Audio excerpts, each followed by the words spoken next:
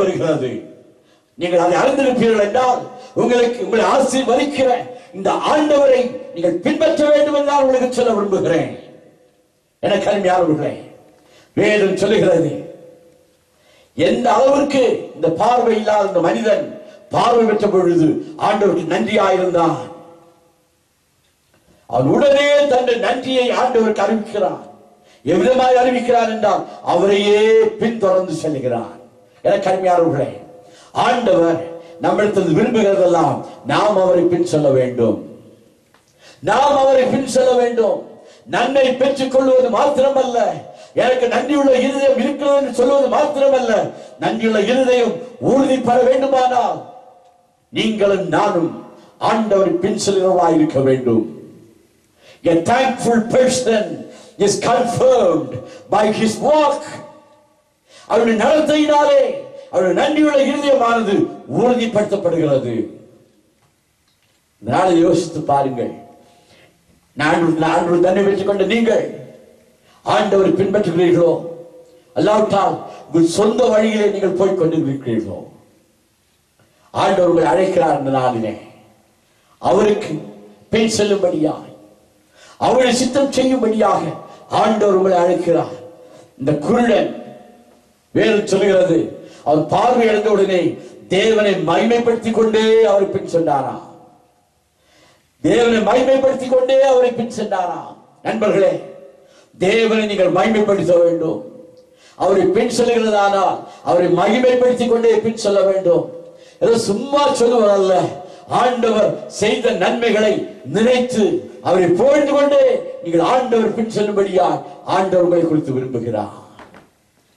நன்றியுள்ள இருதயம் எவ்விதமாய் உறுதிப்படுத்தப்படுகிறது என்றால் நம்முடைய நடக்கையினாலே உறுதிப்படுத்தப்படுகிறது. ஆண்டவர் அதை விரும்புகிறார். வேதம் சொல்கிறது, அவருக்கு பின் சென்றார். ஜனங்கள் எல்லாரும் அதை கண்டு தேவனை புகழ்ந்தார்கள். அருமையானவர்களே, நீங்களும் நானும் ஆண்டவருடைய நன்மைகளை பெற்றுக் கொண்ட பின்பு அவரை நாம் பின் சொல்லுவோமானால் அவருக்கு கொடுக்க வேண்டிய கனத்தையும் மகிமையும் நாம் வெளியரங்கமாய் செலுத்தி அவரை பின் சொல்லுவோமானால் வேதம் சொல்கிறது, ஜனங்கள் தேவனை புகழ்ந்தார்கள். ஜனங்களுக்கு முன்பாக ஆண்டவருடைய வல்லமை வெளிப்படும். ஜனங்கள் நீங்கள் பெற்ற இந்த ஆசீர்வாதத்தை அவர்கள் பெற்றுக்கொள்ள ஏதுவாகும். அவர்களும் ஆண்டவரை துதிக்க ஏதுவாயிருக்கும். அந்த வாழ்க்கையில உடனே ஆண்டவரை பின்பற்றும்படியாக ஒரு மனநிலை நமக்கு தேவை. மூன்றாவதாக, நன்றியுள்ள இருதயத்தை குறித்து வாசிக்கும் பொழுது ஒரு பகுதி நான் உங்களுக்கு சொல்லும்படியாக விரும்புகிறேன். லூக்கா சுவிசேஷம் 8ஆம் அதிகாரம் 26 முதல் 39 வரை நான் வாசிக்கும் பொழுது, ஆண்டவராகிய இயேசு கிறிஸ்து கலிலேயாவுக்கு எதிரான கதனேரனுடைய நாட்டிலே அவர் வருகிறார். ஆண்டவர் கரையில் இறங்குகிற பொழுது நெடுநாளாய் பிசாசுகள் பிடித்தவரும் வஸ்திரம் தெரியாதவரும் வீட்டில் தங்காமல் பிரேத கல்லறைகள் தங்கியிருந்த ஒரு மனிதன் அவருக்கு முன்பாக புறப்பட்டு வந்தானா. அவன் இயேசுவை கண்டபோது கூக்குரலிட்டு அவருக்கு முன்பாக விழுந்து, இயேசுவே, உன்னதமான தேவனுடைய குமாரனே, எனக்கும் உமக்கும் என்ன? என்னை வேதனைப்படுத்தாதபடிக்கு உம்மை வேண்டிக் கொள்கிறேன் என்று மகா சத்தத்தோட சொன்னான். ஆண்டவராகிய இயேசு என்ன செய்தார் தெரியுமா? வேதம் சொல்லுகிறது, இந்த அசுத்த ஆவி அவனை விட்டு போகும்படி ஆண்டவர் கட்டளையிட்டார். அந்த அசுத்த ஆவியானது வெகு காலமாக அவனை பிடித்திருந்ததாம். அவன் சங்கிலிகளினால் விலங்குகளினால் கட்டப்பட்டு காவல் பண்ணப்பட்டிருந்தும் கட்டுகளை முறித்து போட்டு பிசாசினால் வனாந்திரத்திற்கு துரத்தப்பட்டிருந்தான். இயேசு அவனை நோக்கி, உன் பேர் என்ன என்று கேட்டான். அதற்கு அவன் லேகியோன் என்றான். அதற்கு பிசாசுகள் அவனுக்குள் அநேக பிசாசுகள் அவனுக்குள் புகுந்திருந்தபடினாலே அந்த பேரை அவன் சொன்னான். கடைசியாய் ஆண்டவர் அற்புதம் செய்து இந்த மனிதனுக்கு ஆண்டவர் ஒரு விடுதலை கட்டளையிட்டார். வேதம் சொல்கிறது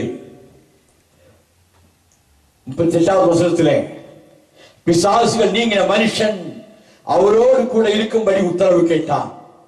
இயேசு அவரை நோக்கி, நீ உன் வீட்டுக்கு திரும்பி போய் தேவன் உனக்கு செய்தவைகளை எல்லாம் அறிவி என்று சொல்லி அவனை அனுப்பிவிட்டார். எனக்கு அருமையானவர்களே, மூன்றாவதாக நன்றியுள்ள இருதயம் ஒரு மனிதனுக்கு இருக்குமானால் அவன் என்ன செய்வானா?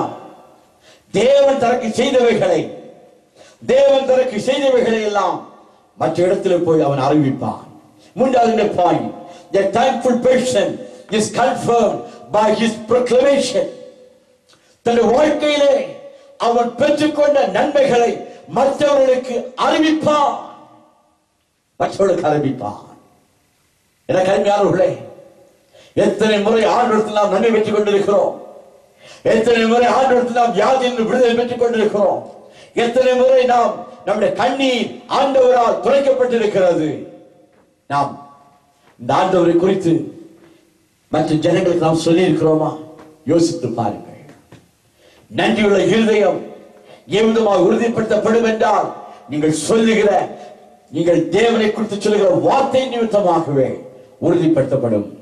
A thankful person is confirmed by his proclamation. அவர் எதை சொல்கிறாரோ அதை வைத்து அவருடைய நன்றியுள்ள இருதயமானது உறுதிப்படுத்தப்படும்.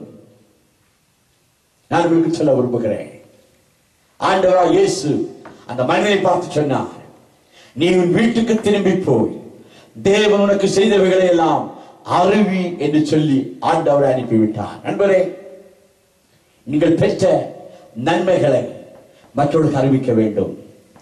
இயேசு எனக்கு அற்புதம் செய்தார், ஆண்டவராகிய இயேசு என்ற வியாதியை சுகமாக்கினார், ஆண்டவராகிய இயேசு கிறிஸ்து என்ற பாவங்களை மன்னித்தார் என்று நீங்கள் பகிரங்கமாக நீங்கள் சாட்சி சொல்லும் பொழுது தேவனோடு உள்ள அந்த நன்றியுள்ள இருதயமானது உறுதிப்படுத்தப்படும் என்று நான் சொல்ல விரும்புகிறேன். இந்த மனிதன், பிசாசு பிடித்திருந்த மனிதன் ஆண்டவரால் விடுதலையாக்கப்பட்ட பொழுது அவன் திரும்பி போய் ஆண்டவரால் அவன் அனுப்பப்படுகிறான். ஆண்டவர் சொல்கிறார், நீ திரும்பி போய் உன் வீட்டிற்கு போய் சொல், உன் நாட்டிற்கு போய் சொல் என்று சொல்லி விடுகிறார். ஆமென். கருமையானவர்களே, வேதம் சொல்கிறது, அந்தபடியே அவன் போய் இயேசு தனக்கு செய்தவைகளை எல்லாம் பட்டணத்தில் எங்கும் பிரசித்தப்படுத்தினான். ஒரே ஒரு காரியத்தை சொல்ல விரும்புகிறேன். தேவனிடத்திலிருந்து நன்மை பெற்றுக் கொண்ட உடனே இந்த மனிதன் ஒரு முழு நேர ஊழியராய் மாறிவிட்டான் நான் சொல்ல முடியும். அந்த அளவுக்கு அவன் தேசமெல்லாம் போய் பட்டணம் எங்கும் போய் ஆண்டவராய் இயேசு கிறிஸ்துவை குறித்து பிரசித்தம் பண்ணினான். யோசித்து பாருங்கள், இந்த நாளிலே ஆண்டவர் உங்களுக்கு செய்த நன்மைகளை நீங்கள் எத்தனை பேருக்கு சொல்லி இருக்கிறீர்கள்? இயேசு செய்த உபகாரங்களை, அற்புதங்களை எத்தனை பேருக்கு நீங்கள் சொல்லி இருக்கிறீர்கள்? ஆண்டவர் உங்களுக்கு எதிர்பார்க்கிறார். நண்பனே, இந்த நாளிலே இயேசுவை குறித்து மற்றவர்களுக்கு சொல்லும்படியாய் ஆண்டவர் உங்களை அழைக்கிறார். ஏனென்றால் நீங்கள் ஆண்டவரிடத்திலிருந்து நன்மை பெற்றிருக்கிறீர்கள். ஆண்டவர் உங்களுக்கு நன்மை செய்திருக்கிறார். இந்த மனிதன் தேவனை குறித்து நன்மை, அவர் செய்த நன்மைகளை சொல்ல வேண்டும் என்பது எவ்வளவு முக்கியம் என்பதை அவன் அறிந்திருந்தான். எனக்கு நன்றாக தெரியும், தன் வாழ்க்கையை தான் எவ்வளவா கஷ்டப்பட்டேன். பிசாசின் பிடியிலே வீட்டிலே தங்க முடியாதவனாய், காடுகளிலேயும் அதாவது சிவற்றுகளிலேயும் தங்கியிருந்த ஒரு மனிதன் இப்பொழுதோ ஆண்டவரால் விடுதலை பெற்றுக் கொண்டான். தன் உண்மைகளை அறிந்த இந்த மனிதன் ஆண்டவரை குறித்து பட்டணம் எங்கும் பிரசித்தப்படுத்தினான் என்று வாசிக்கிறோம். என கருமையானவர்களே, உங்கள் வாழ்க்கையிலே நீங்கள் பெற்ற நன்மைகளை மற்றவர்களுக்கு அறிவிக்கும்படியாய் ஆண்டவர்களை குறித்து விரும்புகிறார். நீங்கள் பெற்றுக்கொண்ட நன்மையை உங்களுக்குள்ளே நீங்கள் வைத்துக் கொள்ளாதபடி, உங்களுக்கு மட்டும் தெரியும்படி வைத்துக் கொள்ளாதபடி உலகமெல்லாம் போய் சொல்லும்படியாய் ஆண்டவர் அழைக்கிறார். ஆமென். கருமையானவர்களே, ஆண்டவராகிய இயேசு கிறிஸ்து அவர் செய்த நன்மைகளை நாம் மற்றவர்களுக்கு சொல்லும் பொழுது ஆண்டவருடைய நாமம் மகிமைப்படும், ஜனங்கள் ஆசீர்வதிக்கப்படுவார்கள், ஆண்டவருடைய ராஜ்யம் விரிவடையும், உங்களால் விரிவடையும். இந்த காலை வேளையிலே கர்த்தருடைய வார்த்தை கேட்டுக் கொண்டிருக்கிற உங்களால் ஆண்டவருடைய ராஜ்யம் பரம்பும். எனவே நான் உங்களை உற்சாகப்படுத்தும்படியாக விரும்புகிறேன். ஒரு நன்றியுள்ள இருதய தேவன் நமக்கு தருவாராக. சங்கீதக்காரன் சொல்லுகிறார், அவர் வாசல்களில் துதியோடும் அவர் பிராகாரங்களில் புகழ்ச்சியோடும் பிரவேசித்து அவரை துதித்து அவருடைய நாமத்தை ஸ்தோத்தரியுங்கள். ஆண்டவர் நம்மை குறித்து விரும்புகிறார். நாம் நன்றியுள்ள இதயமுடையவர்களாய் இருப்போமானால் நாம் ஆராதிக்க கடந்து வர வேண்டும். நாம் நன்றியுள்ள இதயமுடையவர்களாய் இருக்க வேண்டுமானால் நம்முடைய வாழ்க்கையிலே ஆண்டவரை பின்பற்ற வேண்டும். நாம் நன்றியுள்ள இதயமுடையவர்களாய் இருப்பதை உறுதிப்படுத்த வேண்டுமானால் அவர் செய்த நன்மைகளை மற்றவர்களுக்கு சொல்ல வேண்டும். ஆண்டவர் இந்த நாளிலே அப்படிப்பட்ட கிருபையை உங்களுக்கு தருவாராக. ஜெபிப்போம்.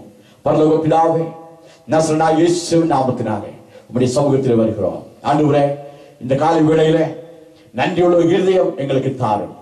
ஆண்டவரே, நீ செய்த நன்மைகளை மற்றவர்களுக்கு சொல்லும்படியாக, ஆண்டவரே, நன்மை பெற்ற நாங்கள் உம்மை பின்தொடர்ந்து வருகிறவர்களாக, ஆண்டவரே, நன்மை பெற்ற நாங்கள் எங்கள் வாழ்க்கையிலே நாங்கள் உமக்கு ஆராதனை செய்கிறவர்களாக மாறும்படியா எங்கள் ஒவ்வொருவருக்கும் இந்த கிருபை தர வேண்டுமாய் ஜெபிக்கிறோம். இந்த நாளில் உங்களுடைய வார்த்தைக்காக நன்றி செலுத்துகிறோம்.